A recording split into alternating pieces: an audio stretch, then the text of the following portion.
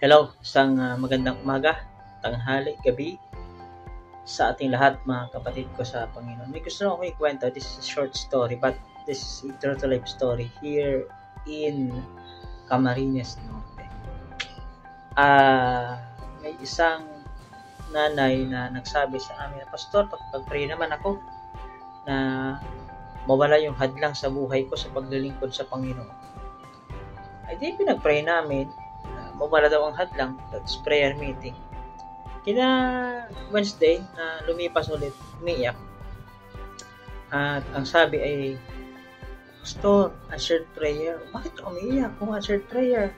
Umiiyak sa galak o umiiyak sa kalungkutan? Sabi niya, umiiyak sa kalungkutan. Bakit naman? Sabi namin mga pastor. Dahil po, yan nga, nawala yung hadlang sa paglilingkod ko sa Panginoon. Nawala po yung asawa ko na matay. Tayo po ay mag-necrological service, Pastor. Ito mga kapatid, lesson. Alam ko na may mga hadlang at humahadlang sa atin. Tao man, pangyayari man, kapamilya man, o sino man. Alam nyo, ang magandang prayer request din eh, Pastor. Pag-ipag-pray naman, sana malampasan ko ang hadlang, makayanan ko, makapagpatuloy ako, bigyan ng lakas ng Diyos, bigyan ng tapang ng Panginoon sa pananampalataya, at bigyan ng karunungan na nagmumula sa Diyos. Sana malampasan ko ang bawat hadlang. Kaya ang topic natin ngayon, ang word for today is hadlang.